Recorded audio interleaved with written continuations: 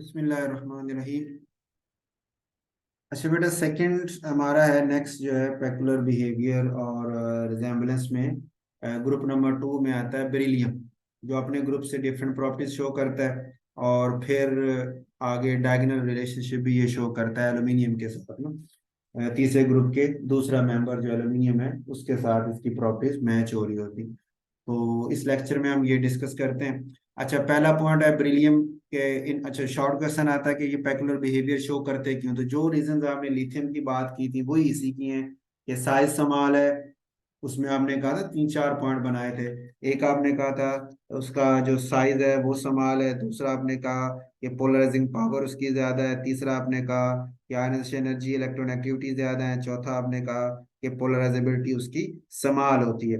तो वही पॉइंट्स इधर भी हम बात कर सकते हैं कि बेरिलियम का पेकुलर बिहेवियर क्यों है। ठीक हो गया। अच्छा, अब कहाँ कहाँ शो करता है उसमें पहला पॉइंट इसका ये हार्डनेस का है कि ये भी हार्ड मेटल है बाकियों की निस्बत से। साइज छोटा होने की वजह से, मेटालिक बॉन्डिंग स्ट्रांग होने की वजह से। अब हार्डनेस ज्यादा है, मेल्टिंग उसकी स्ट्रांग है, तो दूसरा पॉइंट आपकी हेडिंग बन जाएगी मेल्टिंग पॉइंट बॉइलिंग पॉइंट की। तो high melting point boiling point भी हो जाएगा स्ट्रांग फोर्सेस की वजह से। तीसरे नंबर पे जो पॉइंट है इसकी हेडिंग आप बना सकते हैं कोवलेंट कंपाउंड्स की, कि जिस तरह लिथियम में हमने बात की कि साइज स्मॉल होने की वजह से पॉजिटिविटी कम होगी, तो फिर आयनिक बॉन्ड की बजाय वो कोवलेंट बॉन्ड की तरफ शिफ्ट होना शुरू हो जाते हैं। चौथा पॉइंट में अब हेडिंग बना लें रिएक्शन विद वाटर की, कि ये पानी के साथ जो है वो रिएक्शन शो नहीं करती beryllium even at high temperature. लेकिन जो दूसरे हैं वो रूम टेम्परेचर पे तो नहीं करते, लेकिन स्टीम वगैरह के साथ वो कर लेते हैं और हाइड्रोजन गैस बना देते हैं। लेकिन ये जो बेरिलियम है वो हाई टेम्परेचर पे भी रिएक्शन शो नहीं कर पाती वाटर के साथ। चौथा पॉइंट हो गया जी। पांचवें में आप हेडिंग बना लें हाइड्राइड्स की, कि जो हाइड्रोजन के साथ यानी डायरेक्ट कंपाउंड बने हो तो उसको हाइड्राइड कहते हैं। तो बेरिलियम कह रहे does not react with hydrogen directly to form hydride. जो बेरिलियम है वो डायरेक्ट हाइड्रोजन से मिलके हाइड्राइड नहीं बनाता, बल्कि उसके बनाने के लिए हमें इनडायरेक्ट मेथड जो है वो इस्तेमाल करने पड़ते हैं हाइड्राइड बनाने के लिए। इनडायरेक्ट मेथड से क्या मुराद है, इसके अंदर आप इसकी ना हाइड्राइड की फॉर्मेशन में हम बात कर सकते हैं इसकी एग्जाम्पल के तौर पे ना, कि इंटरेक्ट अभी मैं वैसे बता देता हूँ, आगे अभी चल के ना एग्जाम्पल भी इसकी आ जाएगी। इंटरेक्ट से मुराद ये है कि हम बेरिलियम का ऑर्गेनिक कंपाउंड जैसे डाई अल्काइल बेरिलियम ले लेते हैं, ठीक है, R2Be, उसको लिथियम एल्यूमिनियम हाइड्राइड से रिएक्शन करवाते हैं तो बेरिलियम हाइड्राइड बन जाता है। और लिथियम एल्यूमिनियम जो है वो आपके ना साथ कंपाउंड उसके बाई प्रोडक्ट भी बन जाते हैं। ये असल ये वाला रिएक्शन जो अभी मैं बोल रहा हूँ, ये आपके पास जो नोट्स अवेलेबल हैं एस ब्लॉक एलिमेंट्स वाले ना, उसमें अगर आप देखें ना तो बेरिलियम के हाइड्राइड वहां पे दिया हुआ था। तो उस बेरिलियम के हाइड्राइड में फॉर्मेशन में इसका रिएक्शन आप पेज नंबर 249 देखेंगे ना। 248 पे और 249 पे, इन दो जगहों पे बेरिलियम हाइड्राइड के फॉर्मेशन के उसने रिएक्शन दिए हुए हैं जो इनडायरेक्ट रिएक्शन है। ठीक हो गया। इनडायरेक्ट से मुराद कि डायरेक्ट बेरिलियम को हाइड्रोजन से रिएक्शन नहीं करवाया गया, बल्कि बेरिलियम के ऑर्गेनिक कंपाउंड थे उनको रिएक्शन करवाया गया और दूसरे मुख्तलिफ और कंपाउंड्स के साथ, तो उसमें हमें बाई प्रोडक्ट के तौर पे बेरिलियम हाइड्राइड मिल जाता है। ठीक हो गए। तो ये इसमें पांचवें की एग्जांपल हो सकती है जी। छठा पॉइंट जो है इसकी आप हेडिंग बना सकते हैं रिएक्शन विद अल्कली। तो बेरिलियम आपको पता है एम्फोटेरिक in नेचर होती है, इस वजह से ये एसिड और बेस दोनों के साथ रिएक्शन कर लेती है। तो ये बेस के साथ भी रिएक्शन करके ये ऐसे सोडियम बेरिलाइट बना दिया और हाइड्रोजन गैस है। और ये एसिड के साथ भी रिएक्शन कर लेती है, साल्ट और हाइड्रोजन गैस प्रोड्यूस कर देती है वहां पे भी।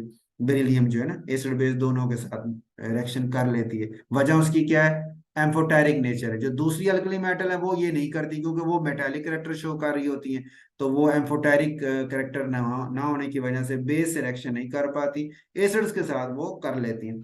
सातवां पॉइंट है इसमें आप हेडिंग बना सकते हैं एम्फोटेरिक ऑक्साइड की, कि जो आपके पास बेरिलियम है उसके जो ऑक्साइड है वो भी एम्फोटेरिक in नेचर है। तो एसिड बेस दोनों के साथ वो रिएक्शन शो कर लेते हैं। एसिड का रिएक्शन इसने यहाँ दिया हुआ है, साल्ट और वाटर बन गया, ठीक है। और बेस के साथ रिएक्शन करवाएंगे तो सेम ये ऊपर वाला रिएक्शन ही है, बल फर्क सिर्फ इतना है यहाँ Be के साथ O आ जाएगा ना। जैसे यहाँ नीचे बेरिलियम ऑक्साइड है तो यहाँ भी बेरिलियम ऑक्साइड आएगा। तो ये जो हाइड्रोजन है इसकी जगह फिर H2O बनेगा, जैसे नीचे H2O बना है। बस यही फर्क है, बाकी सब सेम। नीचे इस तरह एसिड का रिएक्शन बेरिलियम से लिखेंगे वो भी ऐसे कि ऑक्सीजन ना होगी तो फिर हाइड्रोजन अकेली मिलेगी, ऑक्सीजन होगी तो फिर वो वाटर की फॉर्म में मिलेगी, बस यही फर्क है। ठीक होगी। तो 7वें की हेडिंग आप बना सकते हैं एम्फोटेरिक ऑक्साइड की।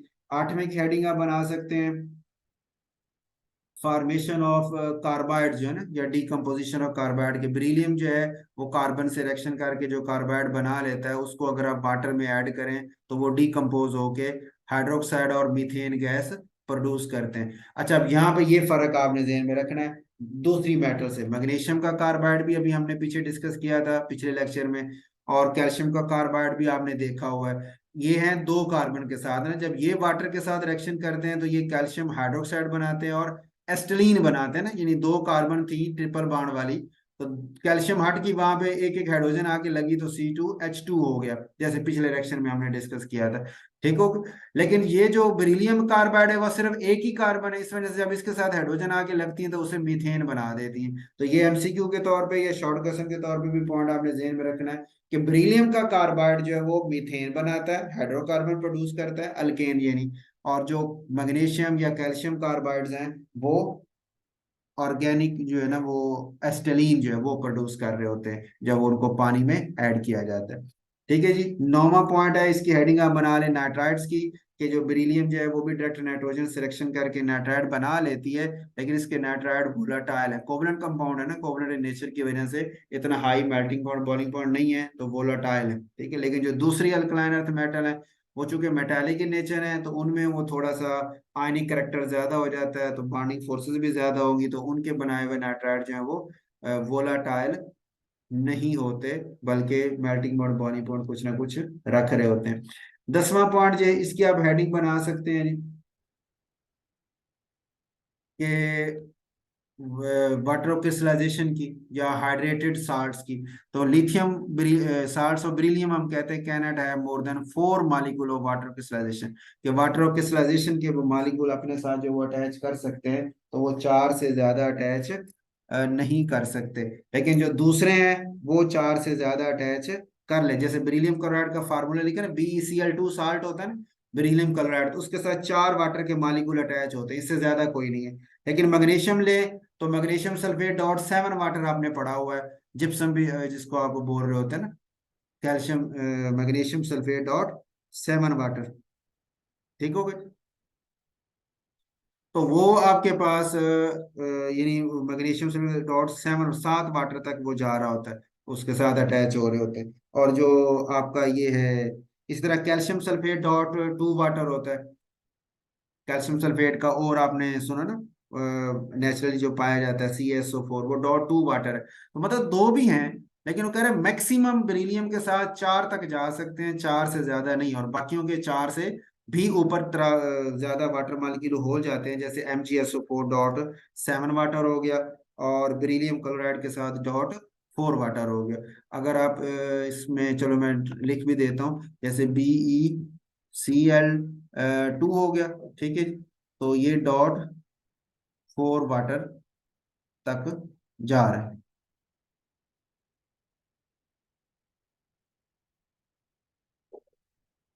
ठीक हो गए। BeCl2 जो है बेरिलियम क्लोराइड। लेकिन अगर आप मैग्नीशियम का ले लें तो MgSO4 मैग्नीशियम सल्फेट .7 वाटर, ये भी एक नेचुरली अकरिंग और है मैग्नीशियम का। ठीक है।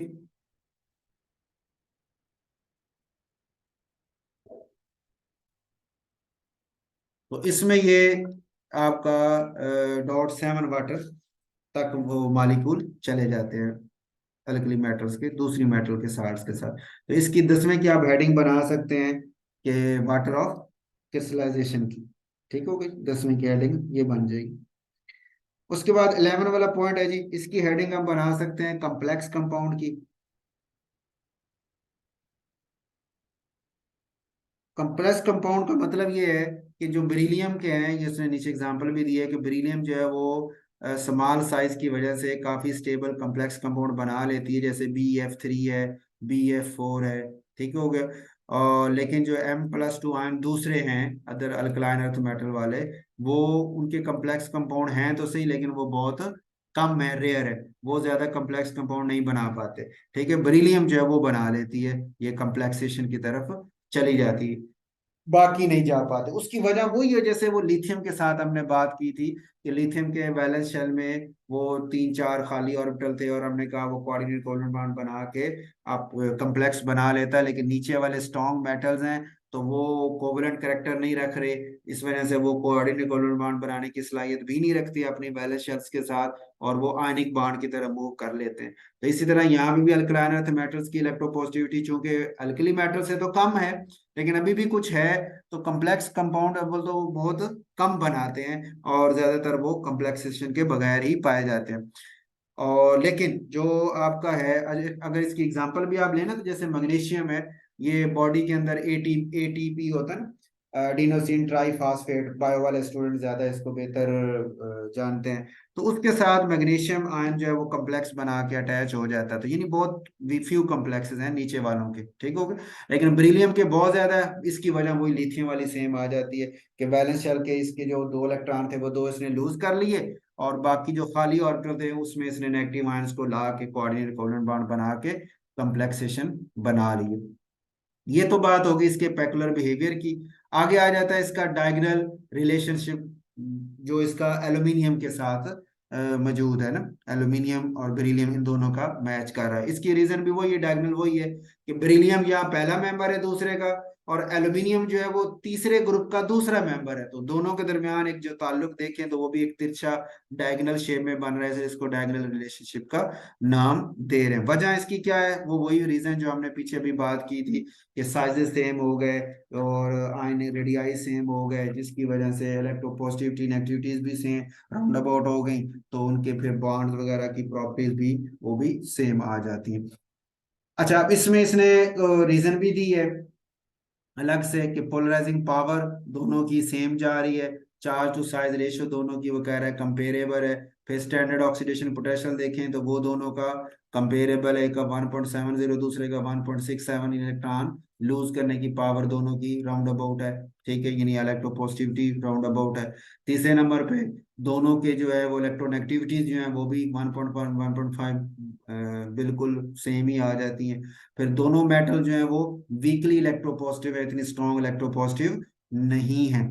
तो इसी वजह से ये दोनों जो है वो पेकुलर बिहेवियर शो कर रहे हैं। और एक जुमला बोला जाता है कि आपके, वैसे तो हम डायगोनल डायगोनल रिलेशनशिप ये दोनों शो कर रहे हैं, तो वैसे तो डायगोनल रिलेशनशिप हमने और भी डिस्कस किए हैं, एक आध और भी आ जाएगा, लेकिन जो असल इसका है ना, यानी ज्यादा सिमिलैरिटी वाला वो इन दो का बनता है, बेरिलियम का और मैग्नीशियम का। तो इसको बोला जाता है कि ये पीरियोडिक टेबल में एक कह लें कि जैसे ना यहाँ एक वर्ड इसने लिखा होगा आइडियल, ये ना दूसरी लाइन के शुरू में एन आइडियल डायगोनल पेयर है। ये पीरियोडिक टेबल में डायगोनल पेयर है, डायगोनल रिलेशनशिप शो करने वाला एक पेयर है, और आइडियल है कि इनकी प्रॉपर्टीज बहुत सारी मैच हो रही होती है।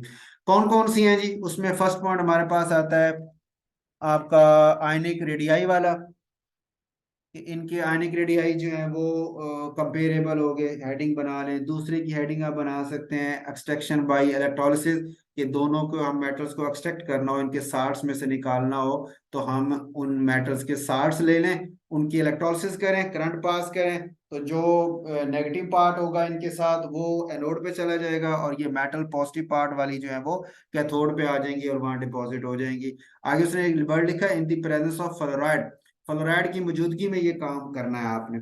अच्छा, इसमें एक पॉइंट है गौर करने वाला कि फ्लोराइड भी ऐड किए जाते हैं। उसकी वजह असल में ये होती है कि चूंकि हमने लेने होते हैं फ्यूज्ड साल्ट, मेल्ट किए हुए साल्ट।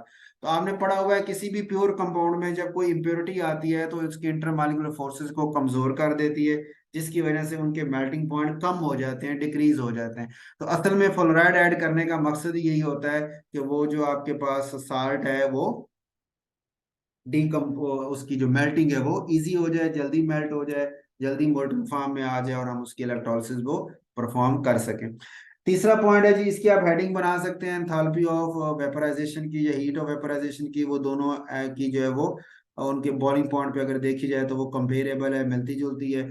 चौथा पॉइंट जो है इसकी आप हेडिंग बना सकते हैं अकरेंस की, कि दोनों नेचुरली अकरिंग जो करते हैं टुगेदर इन बिराइल। बिराइल एक नेचुरली अकरिंग कंपाउंड है बेरिलियम का, जिसमें बेरिलियम भी मौजूद है, एल्यूमिनियम भी मौजूद है, और सिलिका के साथ इनका वो एक कंपाउंड मौजूद होता है, नेचुरली अकरिंग ये कंपाउंड है। पांचवा है पॉलीमर हाइड्राइड्स, के पॉलीमर इनके जो हाइड्राइड्स हैं वो पॉलीमर की फॉर्म में, यानी एल्यूमिनियम हाइड्राइड है तो AlH3 नहीं है, या बेरिलियम का BH2 नहीं है, बल्कि BeH2 के बाहर ब्रैकेट लगा के N है। ठीक है, ये आपने लास्ट टाइम भी हमने लेक्चर में डिस्कस किया था कि बेरिलियम जो है वो पॉलीमेरिक हाइड्राइड इस तरह बनाता है कि BeH2 है, ठीक है, लेकिन उसकी ब्रैकेट के बाहर हम N लगा लेते हैं, ठीक है, इस फॉर्म में, मतलब N मॉलिक्यूल आपस में अटैच होके जा रहे हैं, ठीक, BeH2N। इसी तरह एल्यूमिनियम हाइड्राइड है तो वो AlH3, और उसके साथ भी एन लगा लेते हैं कि वो भी एन मॉलिक्यूल आपस में अटैच होते जाते हैं, और इस तरह पॉलीमर पॉलीमेरिक फॉर्म में BH2 तो एन फॉर्म में चला जाता है। एल्यूमिनियम हाइड्राइड को हम अमूमन एन फॉर्म में नहीं मेंशन करते, अमूमन इसके साथ ना दो लगा देते हैं, ये डाइमर की फॉर्म में जी पाया जा रहा है। एल्यूमिनियम को अमूमन इस तरह शो कर लेते हैं AlH3 को ट्वाइस के साथ ना, एन नहीं। लेकिन बेरिलियम हाइड्राइड जो है वो तो एन होता है ना, उसमें तो काफी सारे BH2 एक ही लाइन में ऐसे अटैच होते जाते हैं और मूव करते जाते हैं। ठीक हो गए। उसके बाद हमारे पास है जी पॉइंट नंबर हमारा ये था पांचवें वाला जी। उसके बाद छठा पॉइंट है कोवलेंट कंपाउंड्स का, कि दोनों जो है वो कोवलेंट कंपाउंड्स बनाने की सलाहियत भी रख रहे हैं। स्मॉल साइज है, हाई चार्ज डेंसिटी है, तो कोवलेंट करेक्टर की तरह मूव कर जाते हैं। अब अगर तो इनके सामने वाली स्पीशी बहुत ज्यादा स्ट्रॉन्ग इलेक्ट्रोनेगेटिव ना हो, जैसे एल्यूमिनियम का देखें ना, तो एल्यूमिनियम का आयोडीन के साथ जो कंपाउंड बनता है, यानी एल्यूमिनियम आयोडाइड, वो प्योर कोवलेंट कंपाउंड है कि उसका मेल्टिंग पॉइंट को 200 के करीब होता है। ठीक हो गया, 196 200 के राउंड अबाउट होता है। और लेकिन एल्यूमिनियम फ्लोराइड ले ले तो वो आयनिक के नेचर है कि उसका मेल्टिंग पॉइंट 1000 के 900 1000 के करीब चला जाता है। तो इससे हमें पता चलता है कि ये मेटल तो हैं, लेकिन अगर इनके सामने very very strong non metal आ गई तो ये आयनिक करेक्टर की तरफ भी मूव कर जाते हैं वैसे।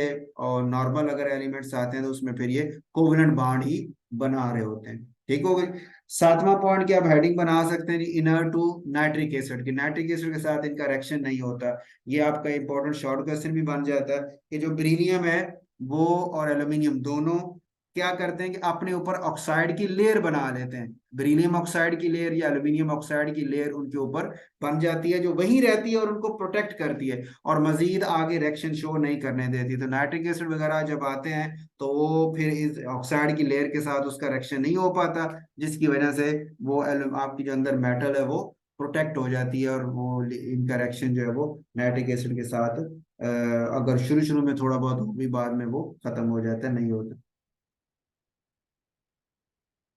अच्छा, उसके बाद है आठवां पॉइंट, इसकी आप हेडिंग बना लें रिएक्शन विद सोडियम हाइड्रोक्साइड। चूंकि जिस तरह वो आपका था बेरिलियम एम्फोटेरिक in नेचर है, तो एल्यूमिनियम भी एम्फोटेरिक in नेचर है, तो दोनों एसिड बेस दोनों के साथ रिएक्शन शो कर सकते हैं। तो जैसे ये बेरिलियम और एल्यूमिनियम दोनों हाइड्रोक्साइड्स के साथ रिएक्शन करके बेरिलाइट और हाइड्रोजन गैस, इस तरह वो एल्यूमिनियम जो है वो भी सोडियम एल्यूमिनेट और हाइड्रोजन गैस प्रोड्यूस कर रही होती है। 9 पॉइंट जो है इसकी हेडिंग आप बना सकते हैं एम्फोटेरिक ऑक्साइड की, चूंकि ये एम्फोटेरिक नेचर में मेटल्स हैं तो इनके ऑक्साइड भी एम्फोटेरिक हैं, एसिड बेस दोनों के साथ ये रिएक्शन शो कर सकते हैं। 10वें पॉइंट की हेडिंग आप बना सकते हैं जी अच्छा, इनके रिएक्शंस की एग्जांपल जो है वो भी आप मेंशन कर सकते हैं, बिल्कुल यही ले लें जैसे आपने पीछे बेरिलियम ऑक्साइड की एग्जांपल ली थी एसिड के साथ, और बेस के साथ भी मैंने आपको बताया कि बस ऑक्सीजन आएगी तो यहाँ H2 के साथ O लगा देना, बाकी सेम है। उसी तरह इसका भी कर सकते हैं कि जब आप एल्यूमिनियम ऑक्साइड करेंगे, एल्यूमिना का बेस के साथ रिएक्शन, तो यही कंपाउंड बनेगा लेकिन साथ H2O आ जाएगा, वाटर बन जाएगा। इसी तरह जब आप एल्यूमिनियम ऑक्साइड का एसिड से करेंगे तो फिर वो एल्यूमिनियम सल्फेट जैसे होगा और प्लस साथ वाटर बन जाएगा। ठीक है जी, तो रिएक्शन इसके आप इस तरह यहाँ पे एग्जांपल के तौर पे लिख सकते हैं साथ। एग्जाम जो 10 नंबर है जी रिएक्शन, उसकी आप हेडिंग बना सकते हैं हेलाइड्स की। ये डायरेक्ट हैलोजन सिलेक्शन करके हेलाइड्स बना लेते हैं, लेकिन इनके हेलाइड्स कोवलेंट इन नेचर होने की वजह से मेल्टिंग पॉइंट बॉइलिंग पॉइंट उनके लो हैं, और वो पानी में हाइड्रोलिसिस के थ्रू हल हो रहे होते हैं, हाइड्रोलिसिस शो कर रहे होते हैं, जैसे लिथियम का हेलाइड शो कर रहा था। ठीक हो गया। और चूंकि कोवलेंट इन नेचर है तो इस वजह से ये ऑर्गेनिक सॉल्वेंट में हल भी हो जाते हैं। उसके बाद 11 पॉइंट की हेडिंग आप बना सकते हैं कार्बाइड्स की, कि जो आपके मेटल्स हैं ये कार्बन सिलेक्शन करके कार्बाइड्स भी बना लेते हैं, ये सिंपल कार्बाइड्स हैं। उस तरह नहीं है जैसे कैल्शियम कार्बाइड था या मैग्नीशियम कार्बाइड था। तो बेरिलियम का कार्बाइड हो गया या एल्यूमिनियम का Al3C3 कार्बाइड हो गया। ये क्या करते हैं कि जब इनको रिएक्शन करवाते हैं आप वाटर के साथ, तो ये मीथेन गैस दोनों अल्केन पैर प्रोड्यूस करते हैं, और साथ में जो बेरिलियम हाइड्रोक्साइड या एल्यूमिनियम हाइड्रोक्साइड। अच्छा, एल्यूमिनियम कार्बाइड का फार्मूला यहाँ ठीक लिखा हुआ है Al4C3, क्योंकि कार्बन की 4 वैलेंसी और एल्यूमिनियम की 3, तो वैलेंसी इंटरचेंज होती है ना, तो Al4C3 फार्मूला ठीक है। यहाँ ऊपर गलत लिखा हुआ है, इसको आप ठीक कर लें। ये Al3C3 लिखा हुआ है, यहाँ पे Al4 होना चाहिए, और फिर C जो है वो 3 होना चाहिए ऊपर वाला ना, ये करेक्शन आपने कर लेनी है। 12 नंबर जो है इसकी हेडिंग चिलेट्स की बना रहे हैं। चिलेट्स का मतलब ये होता है कि ये स्ट्रॉन्ग टेंडेंसी रखते हैं, कम्प्लेक्सेस ही होते हैं चिलेट्स के, एफएससी में आपको याद होगा, लेकिन ये वो होते हैं कि जिनमें रिंग टाइप स्ट्रक्चर बन रहा होता है, यानी मेटल जो है वो इस तरह कोऑर्डिनेशन कर रही है कि दो जगह से कर रही है, एक ही लिगेंड से दो जगह से कर रही है, तो उस लिगेंड के दो बाजू आके एक ही जगह इकट्ठे हो रहे हैं, जिसकी वजह से एक रिंग टाइप जो है वो स्ट्रक्चर बन जाता है, तो इसको हम नाम देते हैं चिलेट्स का। तो बेरिलियम और एल्यूमिनियम दोनों जो है वो चिलेट्स की तरह के कम्प्लेक्सेस बना सकते हैं।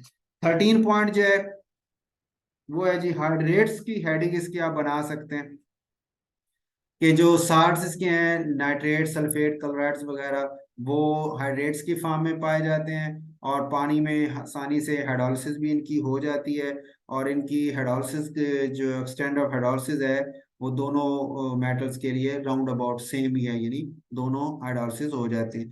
हाँ, कार्बोनेट दोनों के जो है वो अनस्टेबल है, नहीं पाए जाते हैं, सिवाय CO2 का एटमॉस्फेयर हो तो फिर वो कार्बोनेट की फॉर्म में रह सकता है, वरना वो टूट के ऑक्साइड और CO2 में पाए जाते हैं, रूम टेम्परेचर पे टूट जाते हैं, कार्बोनेट इनके स्टेबल नहीं होते। 14 कंपाउंड नंबर है जी, इसकी आप हेडिंग दे सकते हैं हाइड्रेटेड आयंस की, कि ये जब पानी में आप इनको आयंस को ऐड करें तो अकेले नहीं पाए जाते, बल्कि अपने साथ कम्प्लेक्स बना के, जो अभी पीछे हमने बात की थी कि इनकी कम्प्लेक्स बनाने की सलाहियत होती है बेरिलियम की, तो उसी तरह एल्यूमिनियम की भी है। तो ये कम्प्लेक्स बना के एल्यूमिनियम 6 वाटर अटैच कर लेता है, बेरिलियम जो है वो 4 वाटर अटैच कर लेता है, तो कम्प्लेक्स आयन की फॉर्म में ये पाए जाते हैं। उसके बाद 15 पॉइंट है वो आ जाएगा ब्रिज्ड क्लोराइड्स। इनके जो क्लोराइड्स हैं वो ब्रिज की फॉर्म में पाए जाते हैं, बहुत bridged chlorides in vapour form. Bridged का मतलब ये है कि जैसे एल्यूमिनियम क्लोराइड की मैं एग्जांपल लूं, तो आपके पास ये,